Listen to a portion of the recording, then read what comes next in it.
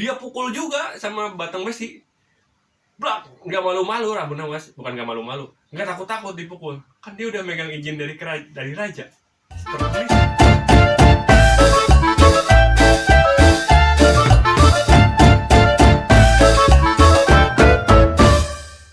Assalamualaikum warahmatullahi wabarakatuh. Halo teman-teman semua, berjumpa lagi bersama kami AM Kausar. Nah, pada kesempatan kali ini kami mau bercerita tentang kisah Abu Nawas bagian yang ketiga. Nah, bagian yang ketiga ini sebenarnya adalah dua cerita yang kami satukan. Karena sebenarnya ceritanya itu saling berkaitan ya. Kalau di bukunya itu ceritanya berbeda judul. Cuman kalau pada kesempatan kali ini mau kami satukan aja biar saling bersambung. Sebenarnya cerita kali ini juga masih ada hubungannya sih sama cerita di video yang lalu. Masih ada kaitannya gitu, bukan ada hubungannya. Tapi ya dipisah aja nanti, terlalu panjang videonya. Nah, kalau yang ini kenapa digabung? Karena di bukunya itu ceritanya terlalu pendek, jadi kita gabung aja gitu ya. Nah, kalau teman-teman penasaran bagaimana kelanjutan ceritanya, silahkan dengarkan penuturannya berikut ini.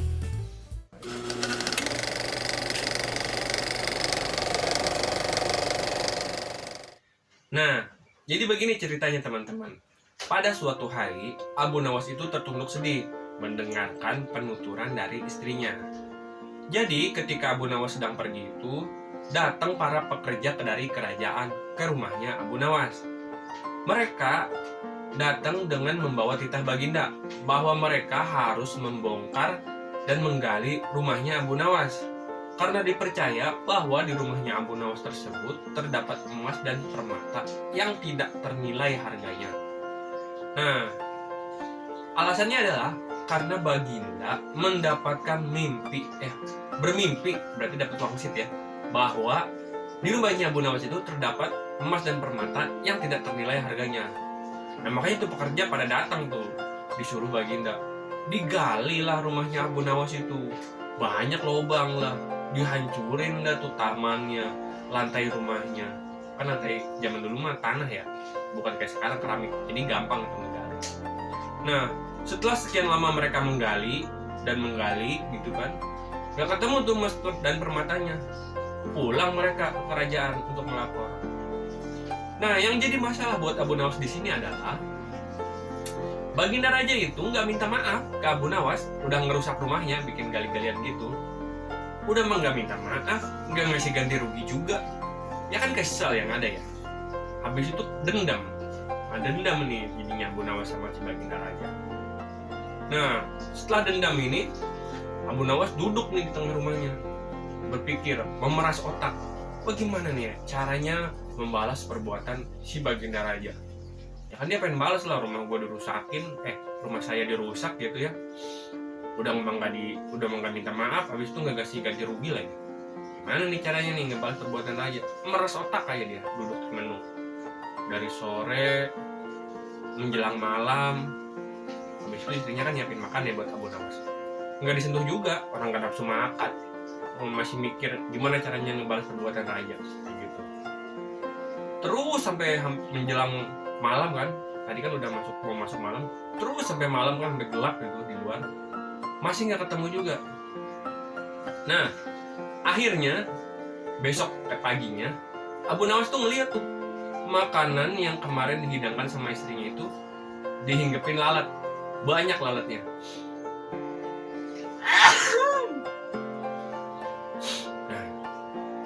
Nah, zaman dulu kan belum ada kulkas ya, jadi makanan kan bisa basi ya kalau disimpan di luar.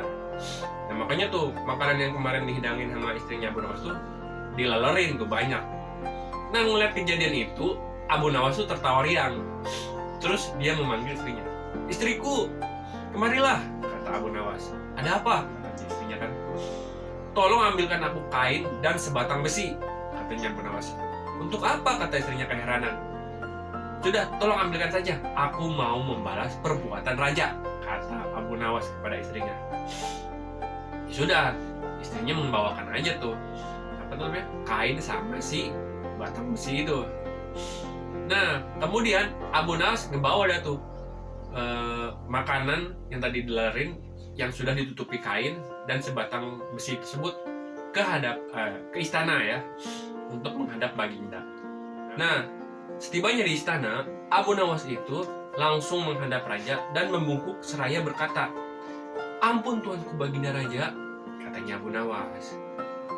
"Hamba ingin mengadukan perlakuan tamu-tamuku yang tidak diundang ini," katanya dia. "Mereka berani datang memasuki rumah hamba tanpa izin dan memakan makanan-makanan hamba tersebut," katanya Abu Nawas kepada Baginda Raja. Nah, Baginda Raja kan bertanya, "Siapa tamu-tamu yang tidak diundang tersebut, hai Abu Nawas?" katanya Baginda Raja.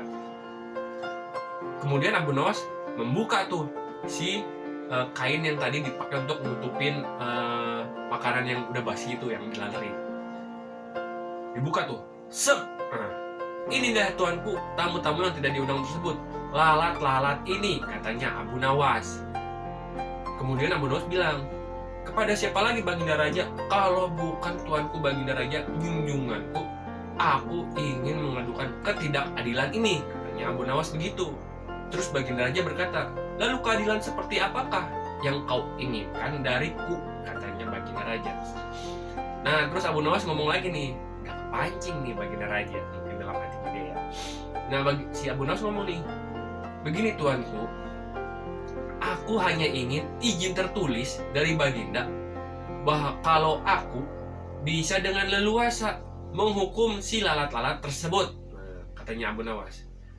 Nah, kan pada saat itu tuh Baginda Raja sedang bersama para menteri tuh lagi kumpul.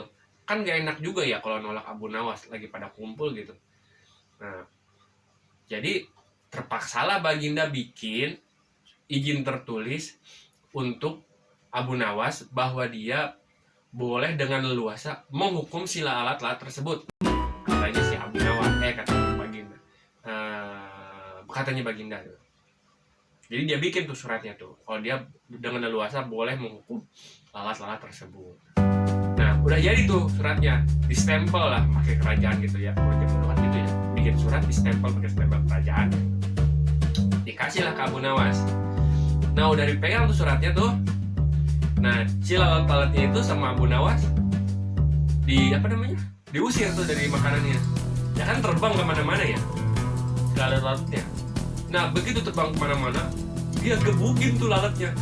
Si lalatnya itu pakai besi yang dia bawa. Dia Abu Nawas tadi bawa batang besi ya, dan dia gebuk tuh lalatnya tuh pakai besinya tersebut. Ada lalat yang hinggap di di pot, dia pukul, blar. Ada lalat yang hinggap di cermin, dia pukul lagi pakai batang besi, jeger gitu kan, prak gitu kan. Pokoknya dimanapun tuh lalat pada hinggap, dia pukulin tuh pakai batang besi si alatnya itu. Ya kan lalat kan lincah ya, mau dipukul lepas, kabur, hinggap, dipukul lagi, dia pindah lagi tempat. Terus aja tuh Abu Nawas mencoba memukul si lalat-lalat yang pada berterbangan tersebut, sampai ada lalat yang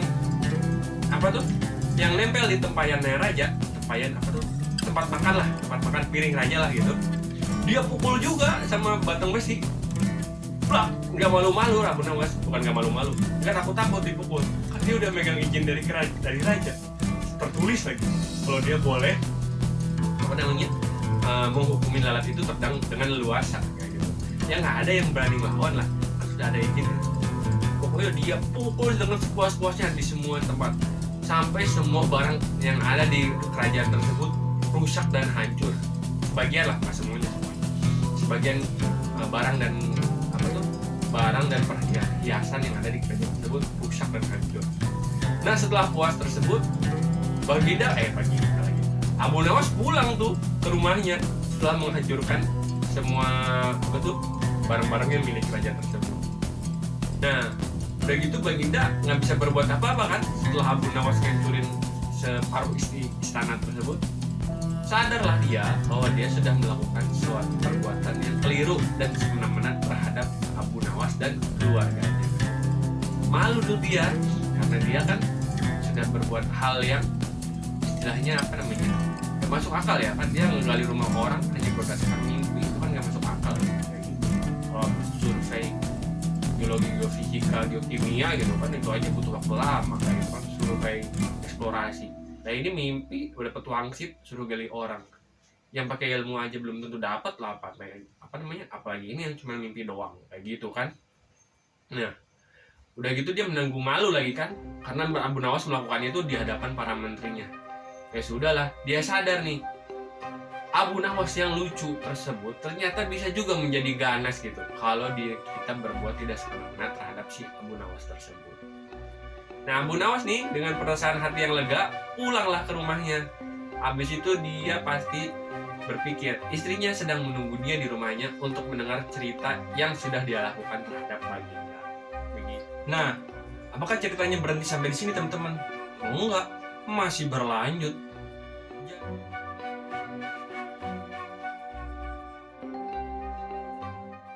Jadi semenjak peristiwa penghancuran barang-barang di istananya Baginda Raja itu, Baginda itu memendam dendam nih kepada Abu Nawas. Dendam mendendam. Jadi sebelumnya Abu Nawas yang dendam, sekarang Baginda Rajanya yang dendam.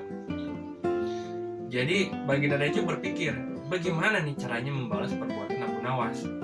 Dia ingin menjebloskan Abu Nawas ini ke dalam penjara kayak gitu. Nah, sudah menjadi pengetahuan umum ya pada saat itu bahwa siapapun yang tidak bisa melaksanakan perintah atau titah dari Baginda Raja, maka dia harus dihukum gitu. Nah, raja ini tahu nih bahwa Abu Nawas ini sangat takut sama beruang. Nah, makanya pada suatu hari ketika raja mau berburu ya, berburu ke hutan gitu ya. Nah, dia itu menyuruh para pengawalnya untuk menjemput Abu Nawas. Nah, udah gitu kan, pergilah para pengawalnya menjemput Abu Nawas ke rumahnya. Mendengar titah dari Baginda Raja itu, ya Abu Nawas yang ada takut sama gemeteran. Tapi dia kan nggak berani nolak ya, karena ini perintah dari raja gitu, titah dari Baginda Raja. Ya dia terpaksa ikut terus lah. Nah, di tengah perjalanan menuju hutan, cuaca berubah nih dari yang tadinya cerah menjadi mendung. Nah, setelah itu tiba-tiba Baginda Raja memanggil Abu Nawas. Hai Abu Nawas, kemari. Datanglah Abu Nawas mendekati Baginda Raja kan, masih hormat nih. Habis itu nunduk. Ya Tuan Baginda Raja, ada apa? Kata Abu Nawas di depan.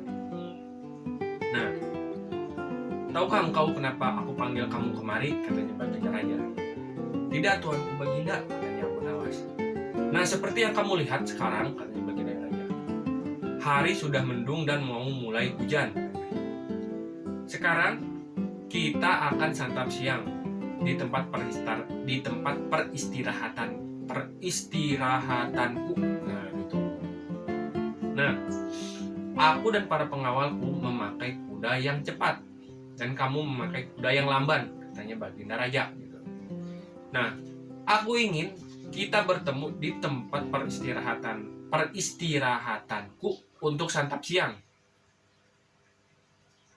Pergilah sampai di sana dan carilah perlindungan, jangan sampai bajunya basah, katanya Baginda Raja. Pokoknya nanti sampai di tempat peristirahatan jangan sampai baju kalian basah lah, kayak gitu katanya Baginda Raja gitu kan. Nah, udah gitu kata Baginda Raja, baiklah, sekarang ayo kita berpencar tuh semuanya kan, memacu kudanya masing-masing, katanya. Apa tuh? Ada saat itu. Nah, Abu Nawas kan berpikir tuh kan, aduh gimana caranya nih, udah aku kan lambat, caranya sampai tempat peristirahatan gimana supaya bajunya masih tetap kering. Belum selesai dia berpikir, hujan turun. Nah, begitu kan. Nah, Baginda Raja yang udah memacu kudanya duluan nih bersama para pengawalnya nih, begitu hujan turun, ya kebasahan. Dia cepat-cepat itu nyari tempat perlindungan yang terdekat dari tempat tempat peristirahatannya. Jadi dia nyari perlindungan, nyari pohon atau gua gitu ya, supaya nggak kebasahan gitu. Ya, dan supaya nggak kebasahan. Nah, dia pacu tuh kudanya menuju tempat perlindungan terdekat gitu. Nah, sampai tempat perlindungan terdekat, dia udah basah kuyup kan, hujannya deras gitu. Nah, setelah hujannya berhenti, berjalanlah si Baginda Raja dan para pengawalnya menuju tempat peristirahatannya untuk makan siang. Belum sempat baju si Baginda Raja dan para pengawalnya kering, Abu Nawas datang tuh dengan kuda yang lambat.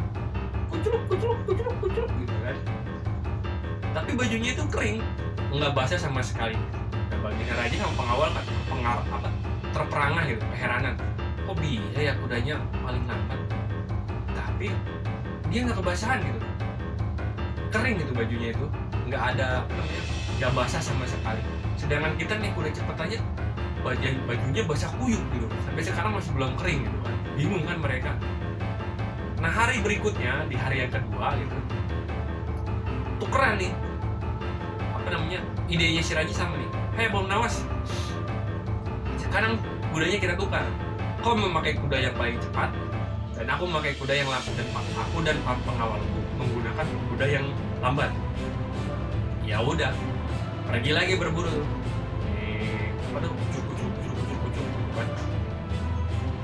Nah, tiba-tiba mau turun hujan lagi, kayak kemarin lagi gitu kan. Begitu mau turun hujan, berpencar lagi mereka seperti kemarin, mencari perlindungan lagi. Cuman kan kudanya Baginda sekarang lambat, dia pasti basah kuyup lah, mau balik lagi ke tempat peristirahatan kan, tempat perlindungan dan peristirahatan.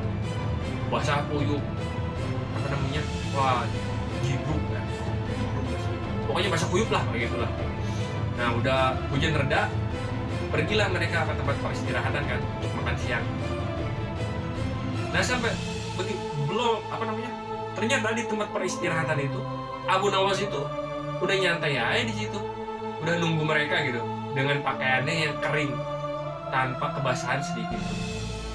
Kan Baginda Raja sama pengawalnya makin keheranan. Kemarin naik kuda yang lambat, dia kering. Sekarang pakai kuda yang cepat, dia masih tetap kering. Gimana caranya gitu kan? Bingung Baginda Raja. Nah, Baginda Raja kan jadi penasaran nih, gimana caranya nih Abu Nawas bajunya tuh tetap kering gitu ya. Nah, makanya dia nanya nih, Abu Nawas, bagaimana caranya bajumu tetap kering gitu? Sedangkan kemarin saja aku dengan kuda yang paling cepat, aku tetap kebasahan. Apalagi hari ini dengan kuda yang lambat ini, aku basah kuyup gitu kan, Baginda Raja kan ke Abu Nawas. Terus Abu Nawas bilang, mudah saja tuanku, sambil tersenyum. Jadi kemarin pada saat hujan turun, aku cepat-cepat membuka pakaianku. Jadi dia buka semua bajunya tuh si Abu Nawas. Setelah itu aku duduki pakaianku tersebut supaya tidak kebasahan, katanya Abu Nawas. Nah setelah hujan selesai dan hujan reda maksudnya gitu ya, nah aku pakai lagi pakaianku, kemudian baru aku melanjutkan perjalanan ke tempat peristirahatan tersebut sehingga aku tidak kebasahan, katanya Abu Nawas gitu kan. Nah sedangkan untuk hari ini aku lakukan hal yang sama. Jadi dia melakukan hal yang sama juga. Ketika hujan mulai turun, ya dia buka baju, dia lipat, dia dudukin juga. Cuman bedanya kan kalau pas yang hari yang kedua ini, dia naik kuda yang cepat ya. Jadi setelah hujan reda, bajunya tetap kering. Habis itu dia pacu lah kuda yang cepat itu sampai ke tempat peristirahatannya tersebut. Jadi dia bisa lebih duluan nunggu di tempat peristirahatan tersebut untuk santap siang. Nah diam-diam si Raja ini mengakui juga di kecerdikan si Abu Nawas. Mau ngadalin Abu Nawas, yang ada dia malah dikadalin sama Abu Nawas. Gitu.